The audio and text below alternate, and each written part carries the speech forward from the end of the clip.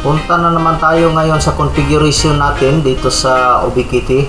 So, ang i-configure natin guys itong Ubiquiti Rocket M5. So, i-configure natin ito, gagawin natin itong station. Yung dati natin kinonfigure is bali access point yun. So, ngayon, station yung i-configure natin. Yung dati kinonfigure natin na access point, bali yung ginagamit natin na antenna is Omni antenna. Iba yung gagamitin natin ngayon guys. So ang gagamitin natin ngayon is sector antenna. So ito yung sector antenna guys. Ayan, medyo malapad. Yan. So ganyan yan. So bali ang broadcast nitong sector antenna is bali 45 degrees lang po. Yung sa Omni antenna is 360 degrees yun. So ito 45 degree lang po. Itong 45 degree sector antenna, mas malakas ito mag-broadcast kaysa Omni. Bali malakas ito guys, kasi yung broadcast niya is harap lang, wala dito sa likod. Up to 45 degrees lang po ang broadcast niya. So ito yung gagamitin natin guys. So ngayon ang gagawin natin is i-unbox muna natin itong Rocket M5. Ito yung Rocket M5. Ito yung power cord niya at saka 1 ampere na PoE. Ang gagawin natin dito guys, tatanggalan natin itong takip, itong maitim, tapos ikakabit natin dito sa cable niya. So nakabit na po siya sa cable.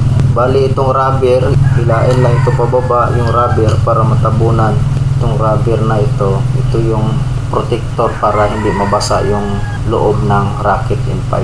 Meron siyang guide dito guys, ito, at saka dito, at saka dito rin sa radio meron din siyang guide. So ayan, ipapasok lang ito sa guide, tapos pag napasok na yan, hilain pababa para mag-lock siya. Yan, lock na po. So ganito na yung forma niya. So nakaganyan yan.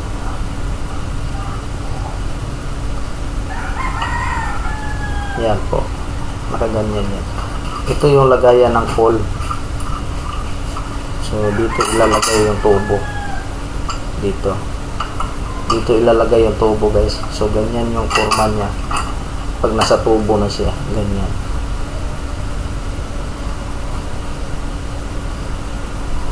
So ngayon, i-configure natin ito into station. So ganito lang pagbukas.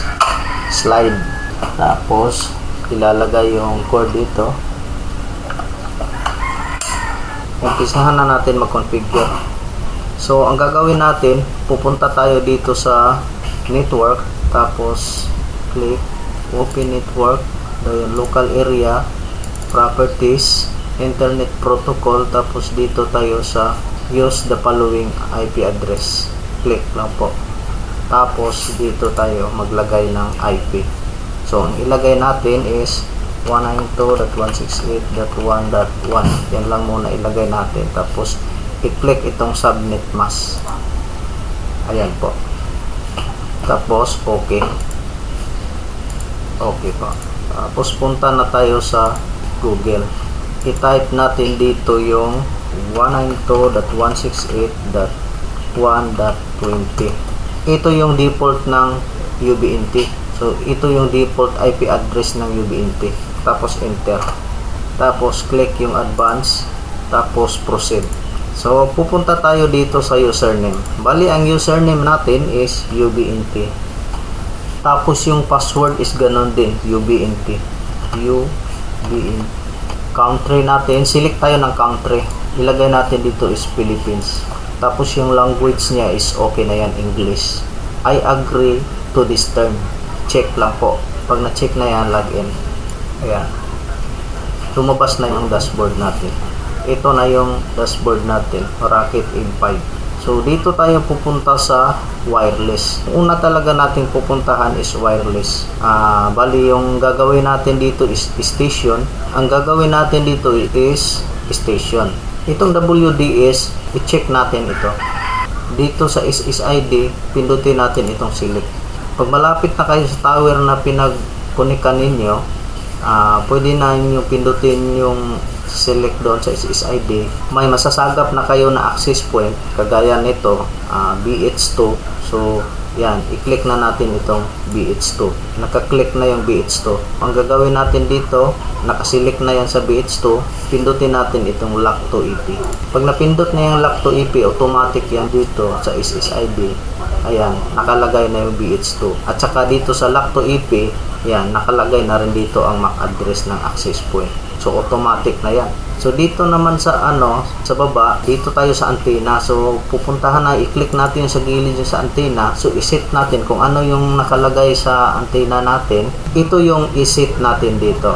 Kasi yun yung ginagamit natin na antenna. Tapos itong output power, kayo nang bahala dito mag-adjust sa output power. Pero para sa akin, i-full volume ko na itong output power kasi malayo ang pinaglalagyan nito. So dito naman sa pinakaibaba, WPA pre-shared key, ito yung password doon sa access point. So kung ano yung password doon sa access point, yun rin yung ilagay ninyo. Ang password ng access point, ito, secret. Yun yung password ng access point, is secret. Huwag niyo kalimutan ilagay yung password doon sa access point, guys, kasi pag hindi niyo na lagay yon ang password doon sa access point, hindi niyo nalagay dito sa station ninyo, hindi makakonek yung station ninyo. So yan lang yung tandaan ninyo. Ang gagawin ninyo dito is ito yung pinakaunang hakbang niyo sa wireless. Okay na yan, pipindutin niyo itong change. Pag napindot na yan ang change, ayan, nanghihingi na siya ng current password. Yung current password, yun yung default ng UBNT. So current password is UBNT. New password, kayo nang bahala maglagay sa new password.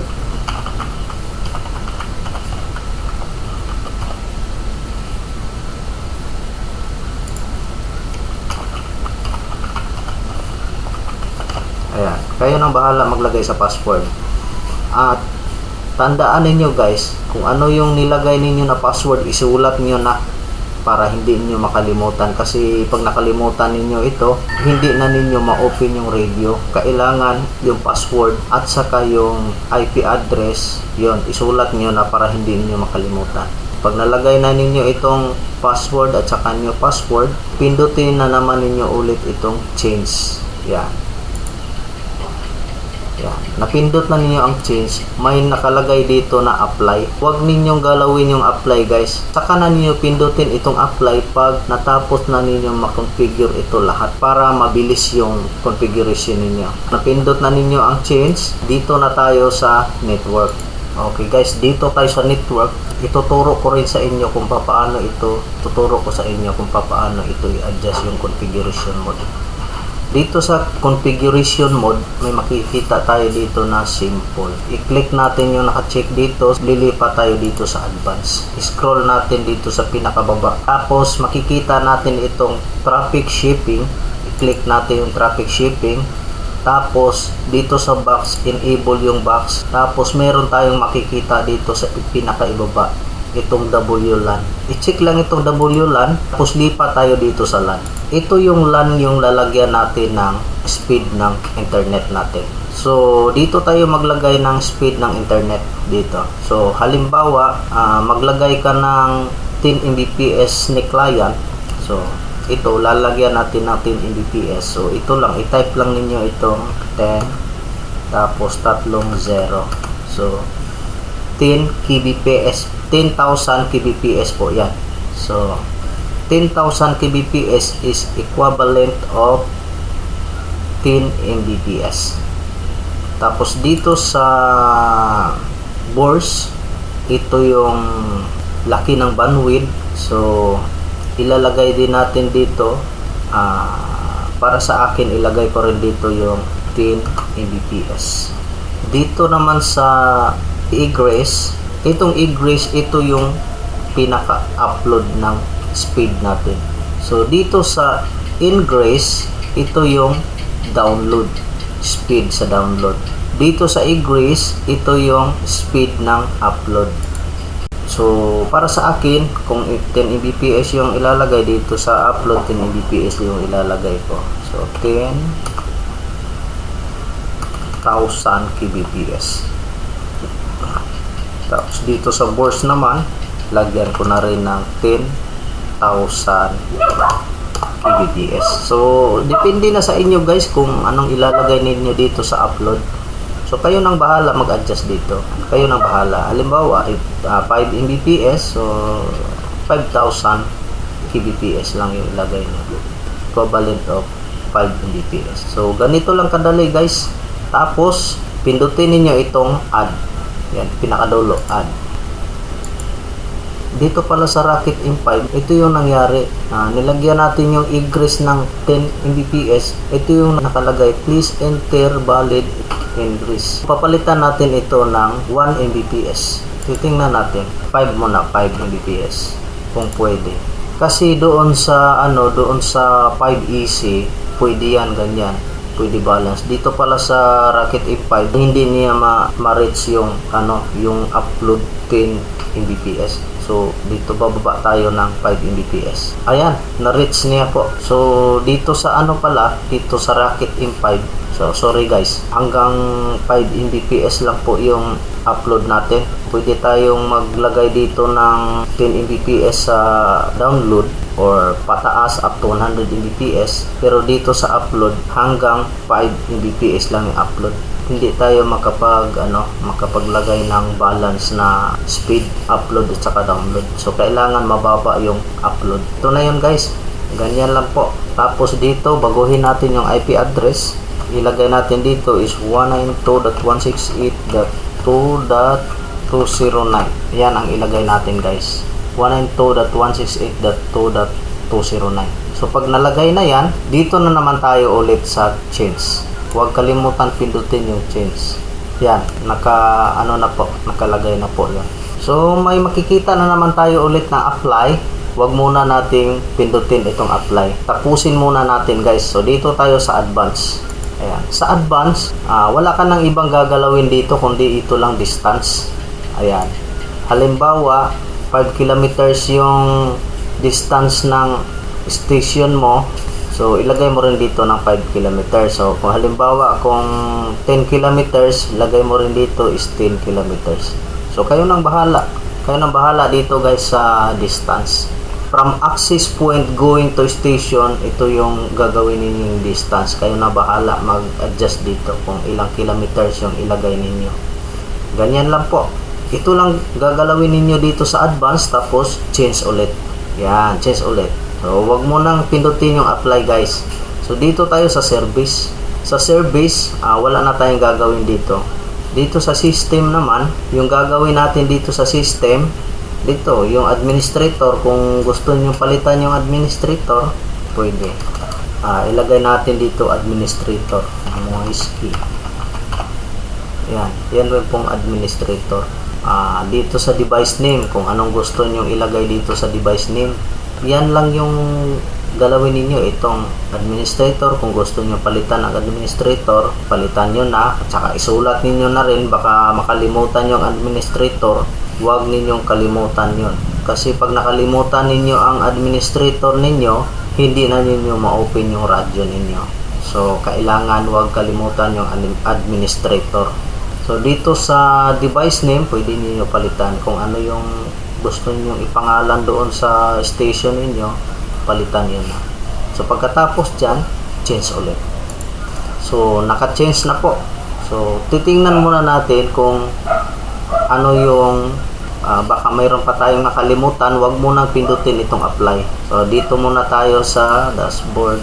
Dito tayo sa Airmax. So ang Airmax priority, ito i-click nyo dito sa gilid. Kayo nang bahala maglagay dito. Ilagay ba ninyo sa low, medium at saka high. Para sa akin dito ako sa high, kasi malayo yung pinaglalagyan ko dyan.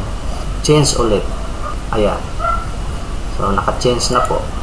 So suriin muna natin kung tama na ba yung mga configuration natin. So sa tingin natin, kung okay na yung configuration natin, natandaan na natin yung configuration natin, huwag ninyong kalimutan isulat. Saka na natin pipindutin itong apply. So pag napindot na itong apply, lahat ng mga settings nyo nakasave na yan. Apply na po. So nag-restart na yung radio. So, i-open na natin yung radio. So, yung administrator na nilagay natin is Moisky. Tapos, yung password is secret. Yan. Tapos, login. Na-open na po yung radio, guys. So, ito na yung radio natin. Yan. Hindi pa connected. Pero, antayin na lang natin kung makonect na yan. So, ayan na po. Connected na po. Connected na yung configuration natin. Configuration natin is success na po yung configuration. So, ganito lang kasimple, guys. Yung station ng Rocket M5. So, ganito lang kasimple. So, connected na po tayo, guys. So, mayroon na tayong connection. Okay, yan na po. Speed test na natin. So, yung ping niya is 29. Tapos, yung download niya is, dapat yung download is 10 Mbps yan. Kasi 10 Mbps yung nilagay natin. So, hindi umabot. Tapos, 5 Mbps yung upload natin. Yan, guys, may connection na tayo. Ayan, may connection na po. So, ganyan lang po yung speed natin, kasi ito lang po yung speed natin. Dapat 10 Mbps ito, tsaka ito 5 Mbps. Pero ganyan lang yung speed natin kasi hindi masyadong malakas yung AirMax. So, yung AirMax pag nasa 65 pababa ito, so yung speed test ng yung speed ng LAN natin is accurate yun. So, medyo mababa yung speed kasi ito lang yung signal natin. Ayan, mababa lang yung signal. So, ang AirMax natin is pag ganito, negative 77 dBm, ibig sabihin, critical po yung signal pag ganito yung signal. So, kailangan natin itapat pa natin ito sa pinaka access point para bumaba ito hanggang negative 65. So, kailangan yung strength signal natin, guys, nasa negative 65 pababa, guys. Ano na yan? Strong signal na yan. Pero pag ganitong signal, negative 78 dBm, nasa critical po ito yung signal natin. Hanggang dito lang po tayo, guys. Maraming salamat po sa panonood. Sana marami kayong natutunan dito sa configuration natin dito sa Rocket M5. Sana po kung nakakatulong ito para sa inyo, huwag kalimutang mag-subscribe at pindutin ang notification bell para updated kayo sa next video ko. Maraming salamat po.